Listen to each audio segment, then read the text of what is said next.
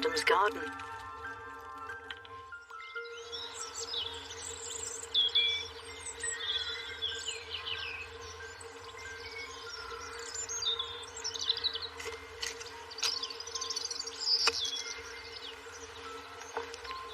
Hello, and welcome to Gardener's World. As Monty said last week, we are trying our best to keep the programme on air for you. So the next couple of weeks, you've got me. And if I'm honest, it feels even more of a privilege than it does normally. We all know we're living in very strange and uncertain times, and for me it's made me realise even more so that the garden brings a sense of normality to my life. And I found myself just lingering so much more on the detail of what's going on. And the woodland's been beautiful. Look what's in front of me. The Euphorbia robbii has just come alive. That beautiful acid green. I've got primulas popping up all over the place. But one of the things that's really stood out and just put a massive smile on my face is the hellebores. Look at them. They just sit there, delicately moving in the wind, and you even get the sense that the flowers are slightly shy. They dangle down. And I'm just going to start to add a few more hellebores to the woodland area. But I'm going to have a little bit of an experiment. What I'm going to do is I'm just going to plant one or two youngsters in this space, and with the others I'm going to grow them on, put them in next year and see what the difference is. Because that's what gardening is all about, isn't it? About experimenting, about playing. And more than anything, gardening's got to be about hope, hasn't it? And we definitely need some of that at the moment. On today's programme, Rachel starts on a project she's been dreaming about for years, her very own kitchen garden. And we step into the competitive world of daffodil showing, where after months of preparation, only a best in show will do.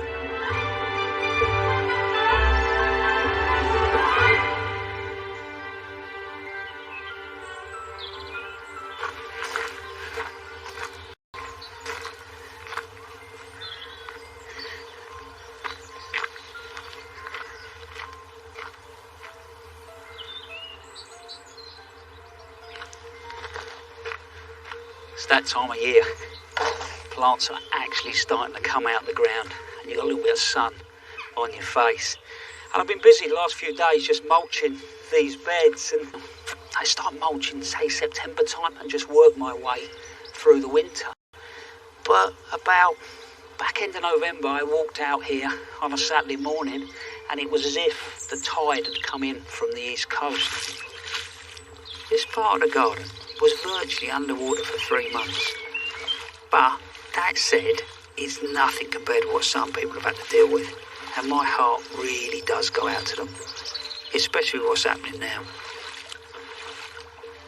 The borders, though, do seem to be coming back well. I might lose a few plants, but right now there's some real signs of recovery. For me, this mulching is incredibly important. Look after your soil and put the work into it. You'll get so much more out of it. I mulch just with well-rotted horse manure. But you can use lots of different things, whether that be your own leaf mulch, your own compost.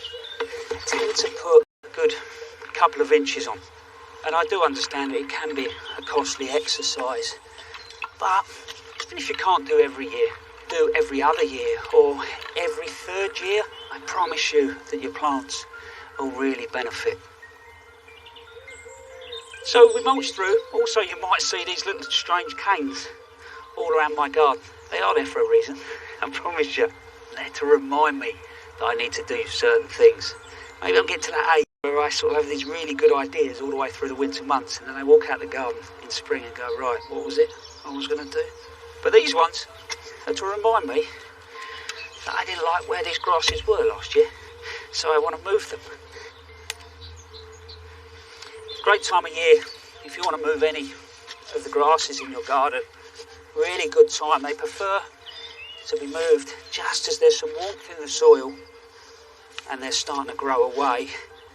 And I know there's a little spot where I just want to develop a clump of this calamagrostis. And actually that's come out quite nice and easy. Much soil as possible. Get the last one out.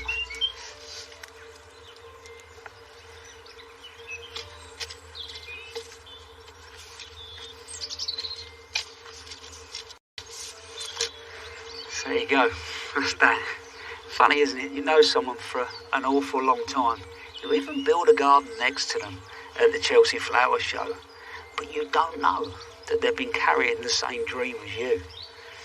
And Rachel is exactly that person, and it involves one of these. I've gardened in many places, from a suburban semi to a roof terrace, sometimes even just window boxes on a balcony. But I've always had a dream, and that was to have a walled kitchen garden. And now it is a reality. Well, we've been here a few years, but I haven't been able until now to really get started. And this is the year. So the plan is for me to be able to grow plenty of fresh produce. I want vegetables and salads, I want fruit, herbs, and also cut flowers in the way that you would have had in an old wall garden like this. The scrubby grass and bramble have to be cleared in preparation for raised beds before I can start gardening here in earnest. But there are plenty of other jobs I can get on with in the meantime, with a little moral support from Woodopus, our curious cat. Come on.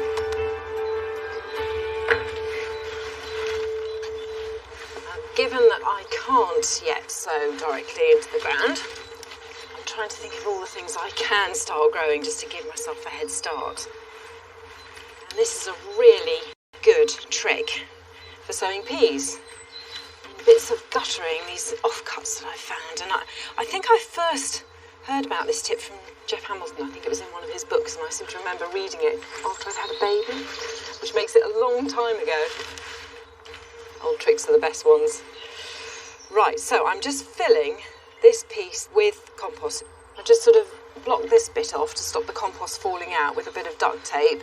And I've left a little bit of a hole there for some drainage. And then at the other end, there, I've just put one hole in there. Now this one is a sugar snap called Nairobi. My kids absolutely love them. All I'm going to do is use my finger to just sort of dib some holes in. Fairly close you can grow peas. And then just drop a pea into each hole. And the great thing about sowing them in guttering like this is because peas need individual sort of modules because they don't like the root disturbance. This is just a neater way of doing it. The trick is, once these have nicely germinated, you've got your lovely little seeds growing away, all nice and leafy, and you want to get them into the ground, then you dig a sort of narrow trench in the bed, and here's the next piece of guttering I'm going to sow. Using another piece, you sort of push that in along the side and use that to sort of push them along and slide them into your pre-prepared little trench. Garden date back hundreds of years, creating an ideal growing environment within them. And the outside face is sunny and bright, making it an ideal place for fruit trees. I've decided I'm going to put these oblique apple cordons in, and I wanted to do that because it means I'll get lots of different varieties along this wall. I can have something for eating, for cooking, for juicing. It'll be great. Growing an apple tree as a cordon just means that it's been trained on a single stem and pruned to a tight framework of short branches. They take up very little space, and so they're perfect for a small garden. The soil itself is great. It's just had a little bit of organic material added to it. I've also put the wires up on the wall, and these need a bit of space. Don't put them too close so that you get plenty of air circulation behind the plants. And then I've already got the bamboos in. They go in first so that then they're the guide for where you're going to plant the apples. Now, I'm using bare root maiden whips, which means that they're a year old, and they come like this. This one's actually already had a good soaking, and then I put it back in the packaging because you really don't want them to dry out for very long. You want to get it in quite quickly. We're nearing the end of the season for bare root trees, but they're well worth tracking down because they're much cheaper than containerised trees, and you get a wide choice of varieties. The one I'm planting is called Kids Orange Red. It's good for eating and juicing, and it lasts well. So if you store it after picking in mid-October, it can keep until the new year. So now what I'm going to do is just try and get roughly the right height here. And this is actually very important. What you'll notice is there's a sort of a knobbly bit here. And that is a graft union between the rootstock, which is everything from here down, and the scion, which is everything from here up. So what you've actually got are two plants married together in a perfect relationship where the rootstock will determine the vigour of the eventual tree and the top part determines the variety. So in this place we've got a rootstock that's fairly dwarfing, which I think is perfect for this because this is about a 6-foot wall.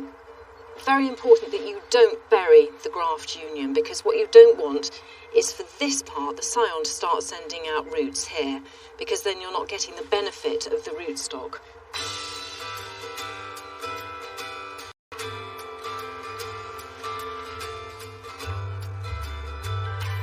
What I need to do now is reduce it right down. This is formative pruning, about a metre or so from the ground. And what I want to do is encourage all of these buds you can see along the stem to break and to produce side shoots, and those are going to carry the fruit. They're going to be the fruiting spurs, and each year you continue to prune them. Again. Right, so that's 3 done. On to the rest, and then they all get a really good watering.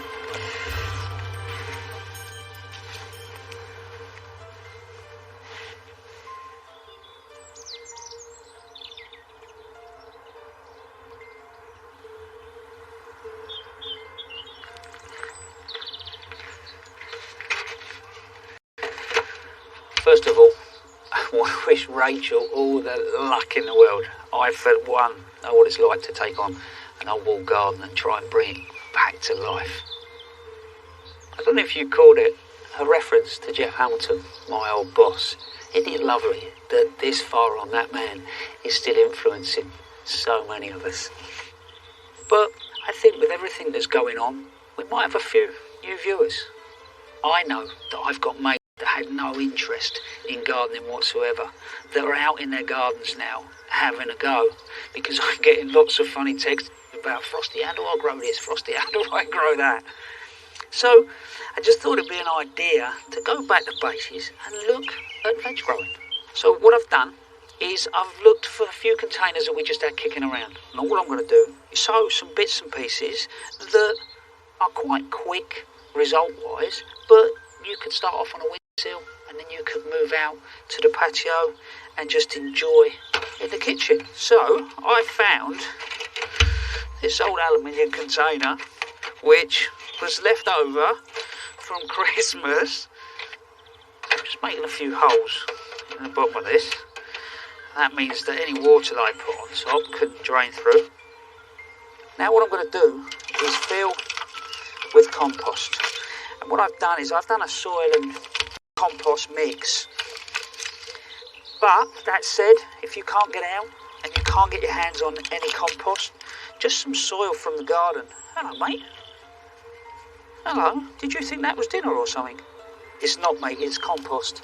So, if you are going to get soil out of the garden, make sure that it hasn't got big lumps of stone in it and run it through your fingers.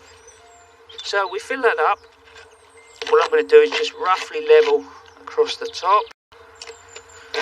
You're paying no attention whatsoever in any of that, did you? Because I don't need any more than that. So what I'm going to do now is just water that.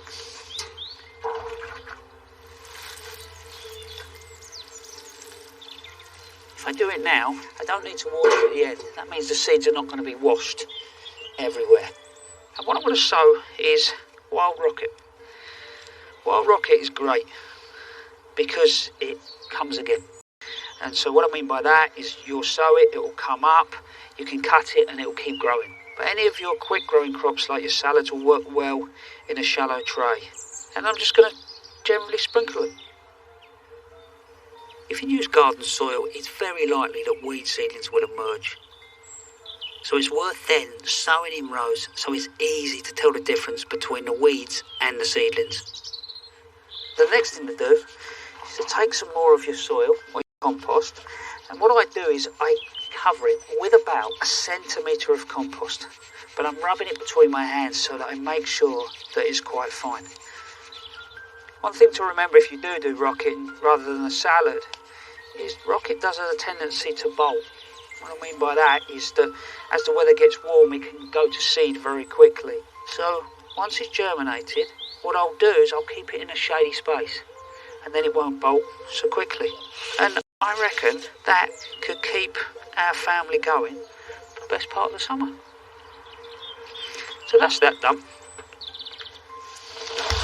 And then I found another old container. I've put some hessian in to hold the compost and I've wetted that compost. An empty compost bag or even a bin bag would work equally well. Just make sure you punch a few drainage holes in the lining before you fill it with soil. What I'm going to do in this one is I'm going to sow some carrots. That's why I've used a deeper container. If you're going to grow something, you're going to have a deep enough container to deal with the depth of that plant. Beetroot would work in here just as well. So it really is that simple. Lastly, we'll top this off with some compost. A couple of weeks' time, it'll probably start to germinate, and it won't be that long before we are pulling carrots. So there we go. Hopefully that's a nice, straightforward, simple way to start growing your vegetables. One thing that fascinates me though about gardeners is where they take their passion, even to the point of obsession. Growing one particular group of plants to a standard that these people go to is staggering. And last year we went to catch up with a group of people down in Worcestershire that were doing just that. Once I discovered daffodils, well, that was it. It's in my blood. You think daffodils in the garden are beautiful, but when you start growing show-type daffodils, it just opens your eyes to what daffodils are. Well, the Daffodil Society hold one major show every year, and this year it's at Pershore College. So this is the last final minutes of everybody preparing to get ready. The biggest flowers will be there, medium, and then the smallest. So that when I stand back, I get that optical illusion that they're all the same size. I've been a member of the Daffodil Society for decades, and it's the oldest daffodil society in the world. It was started in 1898. With the multi-heads, you want them all to be in one clump, I suppose, rather than them all facing different directions. So it looks like one flower rather than having lots of gaps in it. Well, there are so many different daffodils. So what they did, they divided them up into 13 different divisions dependent on their characteristics. So whether they have a trumpet, say division 1, or a double daffodil, that's another division, 2, a small cup, and right at the other end of the spectrum, you've got the miniatures, with the backward petals, the cyclamilius division 6, so sweet and dainty and a world away from a big, brash yellow trumpet.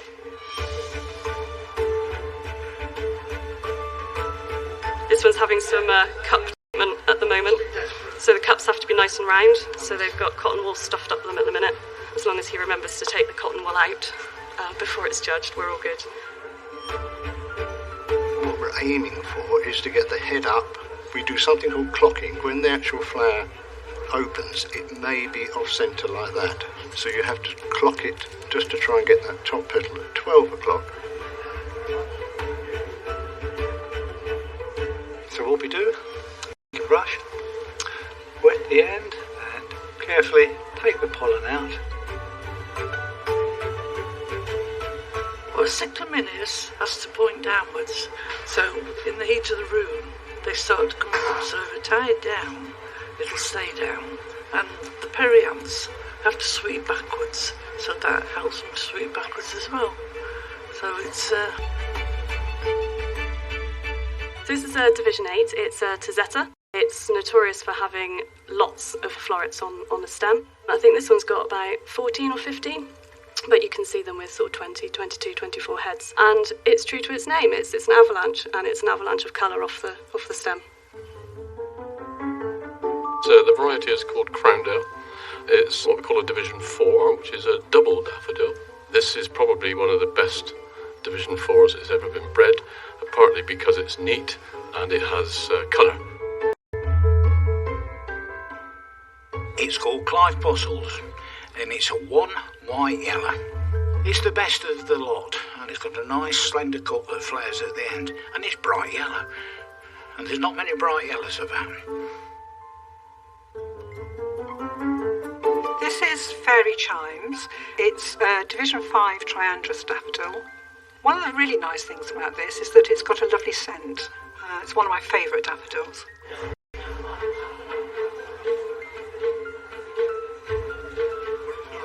I've been going for about 25 years. I've never seen one that's got 10 out of 10. That one, the two petals on that are dreadful, aren't they? Yeah. The flower should be looking straight at you like this one. The poise of that is absolutely perfect. This one is slightly down, so it's not as good. We are looking for the perfect daffodil. When you're marking them out of 10, you very rarely find one that you give more than 9 to. Yeah. 7.5. If the flower got a 9, it would probably get best bloom in show. Never awarded a 10.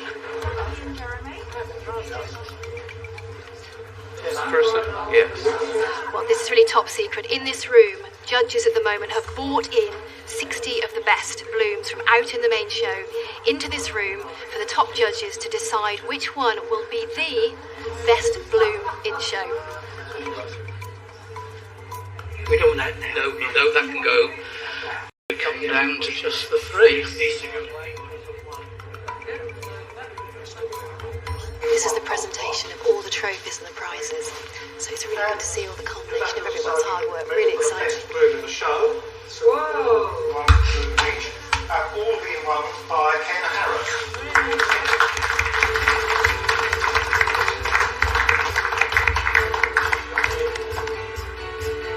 Pretty ecstatic today. Best blooming show is basically whatever exhibitor's looking for when they come to a show.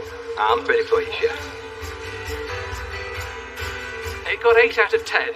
We judges can always find some minor fault, but an 8-point flower is very good. That won its division and also was champion bloom in the whole show.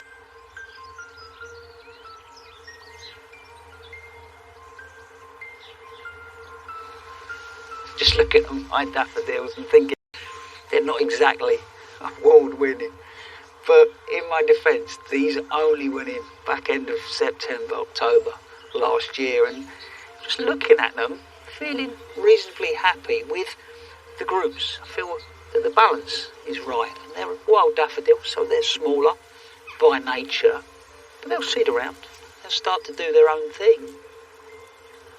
But as you can imagine, I'm not going to stop there.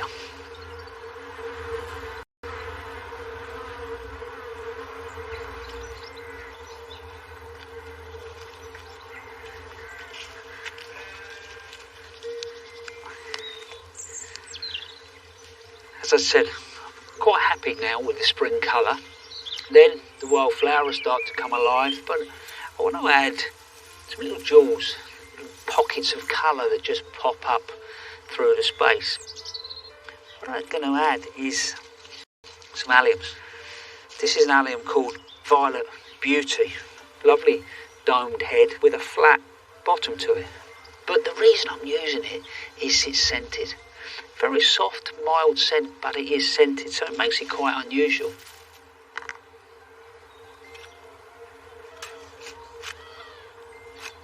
What I did with the alliums is I potted these up September, October time. So instead of them straight into the garden, I've put them in containers. I do that for a couple of reasons. One is, actually, it's an awful lot cheaper than buying plants in the green. Also, if you imagine if I'd have put alliums in the back end of my garden that was totally and utterly flooded, they might well have suffered and rotted. And then lastly, if I plant in the green, the designer in me gets to control exactly where I put them. But I'm going to make sure that I pick the sunnier spots, because these do love sunny, well-drained conditions.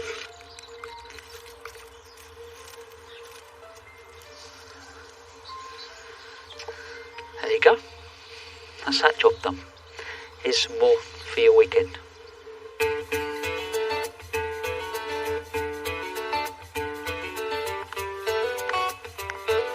To give the seedlings the best start in life, it's important to grow them in individual pots so they've got no competition. This involves teasing them out one by one, always holding them by a true leaf rather than a seed leaf or one have germinated at different rates. So I'm only pricking out the larger ones at this stage. Once they're in their pots, give them a drink and keep them somewhere warm.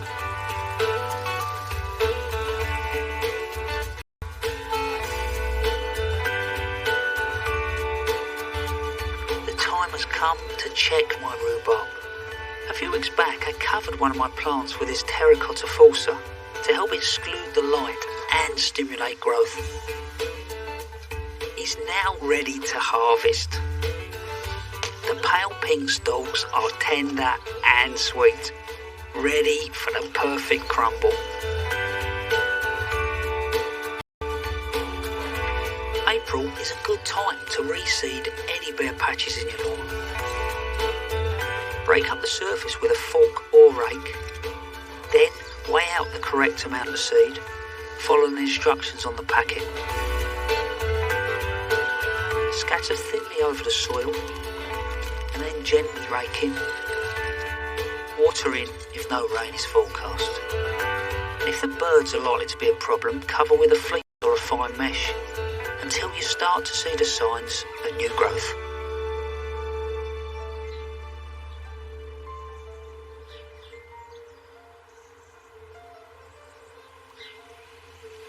Well, that's nearly it from us this week, but I do hope you've enjoyed the programme.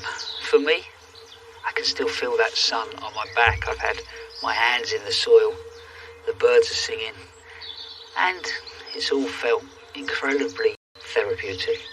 And I think that is the message. If you can do it safely, over the next few weeks, get out in your garden, plant something, get your hands in the soil, sit and have a cup of tea.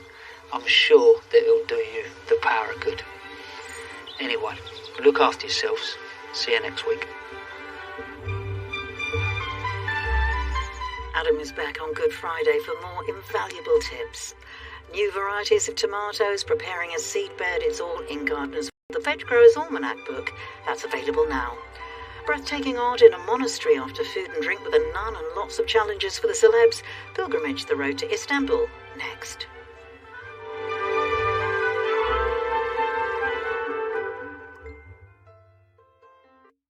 9 a.m, Dr. No. Break for a pee. Need at least 3 minutes to urinate.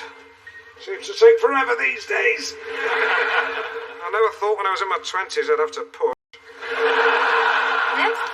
11:05 from Russia with love. 1:15 Goldfinger.